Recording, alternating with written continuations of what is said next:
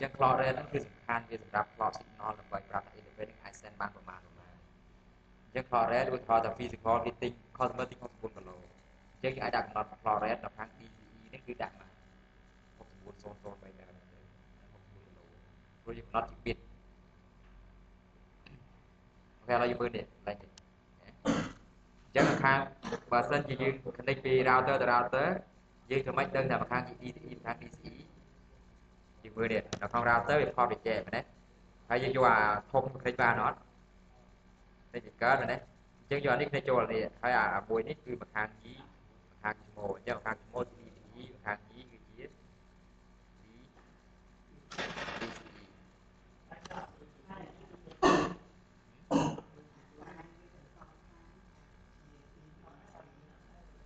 DCE ទាំងពីរ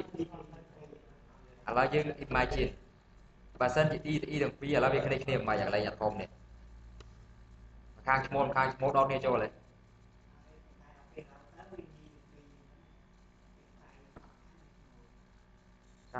router នេះខាងនេះrouter នេះយកអាតូចនេះinterface តូចទៅចូល router ថាមកខាងធំចឹងអាខាងធំដល់ចូល router មកខាងទៀតកើតអត់កើតទេចឹង router ដុតបានតែតូចហ្នឹងទេ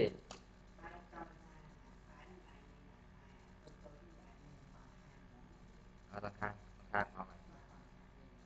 បើសងខាងហ្មងគឺយើងត្រូវទៅសូមមើលក្នុង interface របស់វាសូមមើលទៅតែវាច្រើននឹងមានទេមានតែមកខាងតូចព្រោះវាត្រូវដាច់ខាតអានឹងគឺវាត្រូវមានមួយ DCE មួយ DCE ហ្នឹងហើយ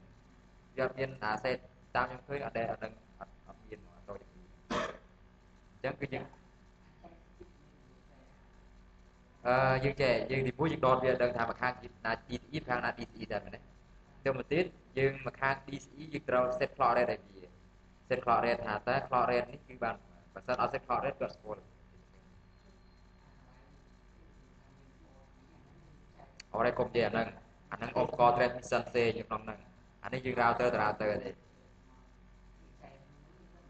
អាហ្នឹងនិយាយទាក់ទងជាមួយនឹងនៅក្នុង WAN នេះសិនតែអានេះយើងនិយាយនៅក្នុងពី router ទៅ router របស់យើងឧបករណ៍ router ជាង router គេប្រើជាលក្ខណៈនេះផ្សេងចឹង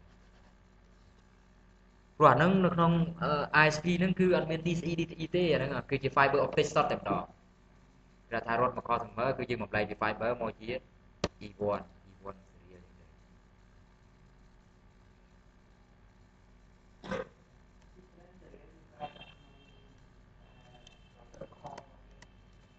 ្នឹង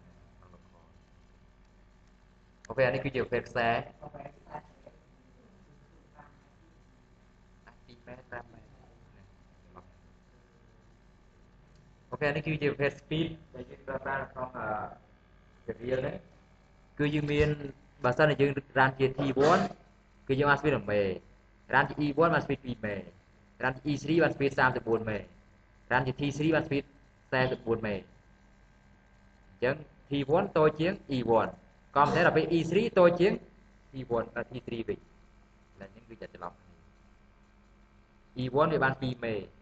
T1 បានតែ1មេទេក៏ប៉ុន្តែដល់ពេល E3 បាន34ដល់ពេល T3 បានអត់ទៅ E3 បានត្រូវ34ដល់ពេល T3 បាន44ខុសគ្នា10មេដាក់លើខ្សែអាធំល្អជាង speed បានល្អជាងទីច្រើនខ្ញុំលក់ឲ្យ customer ខ្ញុំលក់ E1 បាន2មេជាងអូខេអញ្ចឹងនៅក្នុង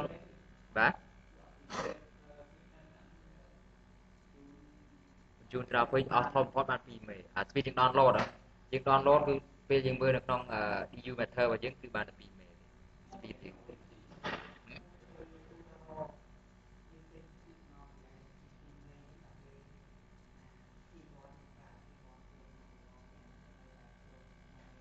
ហ្នឹងហើយព្រោះខ្សែហ្នឹងលទ្ធភាពបញ្ជូនរបស់វាអស់បានប៉ុណ្ណឹង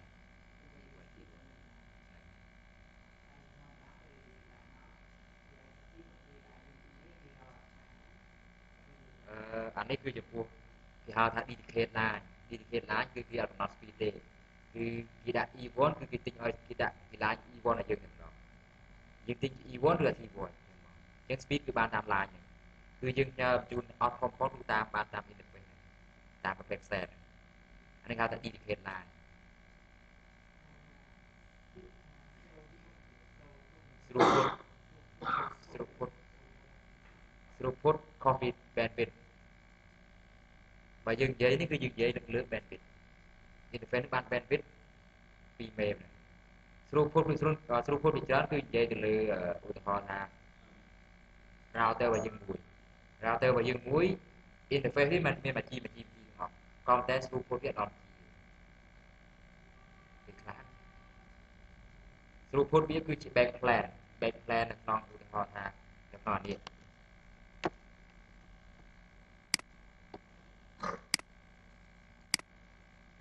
នៅក្នុងខ្ញុំឲ្យមើលសេរីមួយចឹង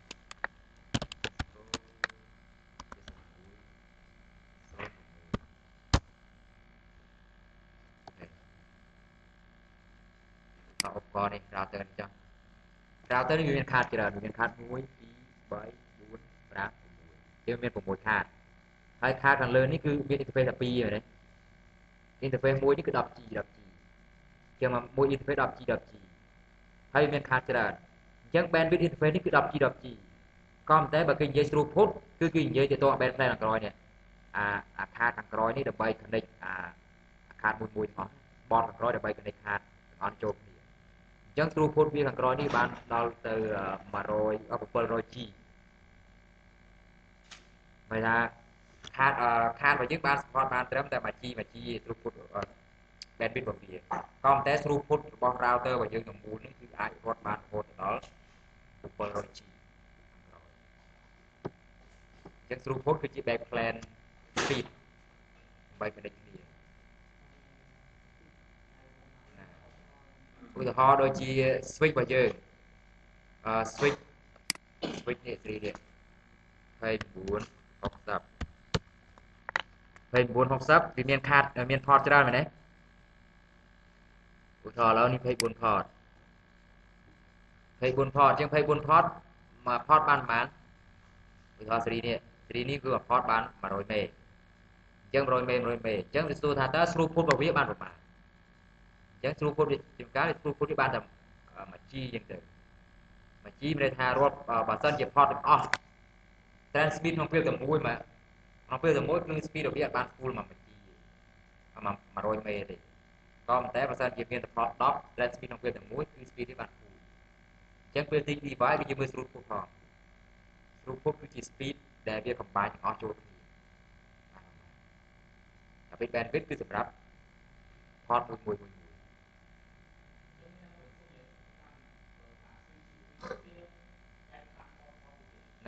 port បាន 1G ក៏ប៉ុន្តែយើងមើលថាតើ throughput ទាំងអស់ហ្នឹងបានប្រមាណឧទាហរណ៍ថា device ទាំងអស់ញើក្នុងពេលតែមួយ